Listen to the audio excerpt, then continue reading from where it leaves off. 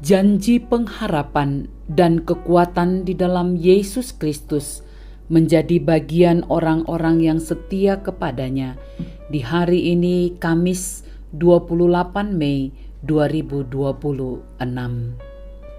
Saudara-saudara, para pendengar Renungan Oasis Fajar, mari kita berdoa. Betapa kami bersyukur kepadamu, ya Allah, sebab pernyataan kasih-Mu selalu kami terima di setiap waktu yang ada. Berikan kami kemampuan mencerna firman-Mu dengan baik. Dalam nama Yesus kami berdoa. Amin. Para pendengar Renungan Oasis Fajar, firman Tuhan bagi kita terambil dalam Kitab Hosea 2 ayat 15 hingga 18. Maka pada waktu itu demikianlah firman Tuhan, engkau akan memanggil aku suamiku, dan tidak lagi memanggil aku Baalku. Lalu aku menjauhkan nama para Baal dari mulutmu, maka nama mereka tidak lagi disebut. Aku akan mengikat perjanjian bagimu pada waktu itu dengan binatang-binatang di padang dan dengan burung-burung di udara dan binatang-binatang melata di muka bumi. Aku akan meniadakan busur panah, pedang dan alat perang dari negeri, dan akan membuat engkau berbaring dengan tentram. Aku akan menjadikan engkau istriku untuk selama-lamanya, dan aku akan menjadikan engkau istriku dalam keadilan dan kebenaran, dalam kasih setia dan kasih sayang. Pernyataan kasih Allah. Inilah judul Renungan Oasis Fajar pada hari ini. Ayat ke-18 sebagai penekanan, aku akan mengikat perjanjian bagimu pada waktu itu dengan binatang-binatang di padang dan dengan burung-burung di udara dan binatang-binatang melata di muka bumi.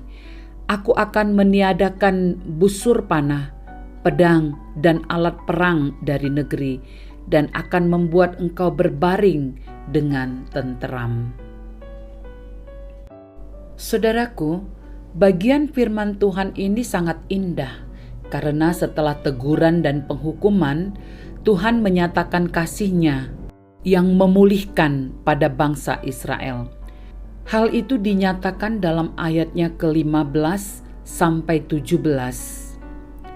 Dalam ayat tersebut, Tuhan membawa bangsa Israel ke padang gurun, yakni tempat kesunyian dan pembentukan. Sedangkan lembah Akor atau lembah kesusahan dijadikan sebagai pintu pengharapan. Bahkan bangsa Israel tidak lagi menyebut Baalku, tetapi kembali menyebut Tuhan sebagai suamiku.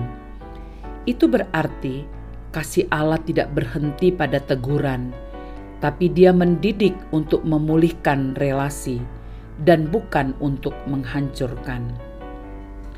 Hal itu tertulis dengan jelas dalam ayat penekanan di atas yang menjadi pernyataan kasih Allah yang nyata, bahwa Allah mengikat perjanjian atau komitmen relasi yang baru dengan bangsa Israel. Selain itu, Allah melenyapkan peperangan dan memberikan keamanan serta ketentraman. Hal itu bukan sekadar damai secara politik, tapi merupakan gambaran shalom yang berarti damai sejahtera yang utuh karena hubungan dengan Tuhan telah dipulihkan. Itu berarti kasih Allah tetap ada meskipun umatnya tidak setia. Kasih Allah bersifat memulihkan dan bukan menghancurkan atau membinasakan. Kasih Allah juga membawa damai ketika relasi dengan Tuhan dipulihkan. Yang harus kita ingat adalah ketika Tuhan menegur, itu bukan menjadi tanda bahwa Dia berhenti mengasihi. Karena setelah kita bertobat, Tuhan tidak setengah-setengah memulihkan kita dan membentuk kita menjadi pribadi seperti yang dikehendakinya. Kasih Allah selalu berujung pada damai sejahtera dan keamanan di dalam Dia. Untuk itulah kita harus selalu setia kepadanya dan tinggal dalam kasih-Nya. Penegasan, kasih Allah selalu dinyatakan pada kita yang berharap dan bersandar kepadanya. Saudara-saudara yang dikasihi Tuhan Yesus, marilah kita berdoa. Tolonglah kami ya Tuhan, agar kami senantiasa merasakan dan hidup di dalam kasih-Mu dalam setiap langkah kehidupan sehari-hari. Dalam nama Tuhan Yesus. Amin.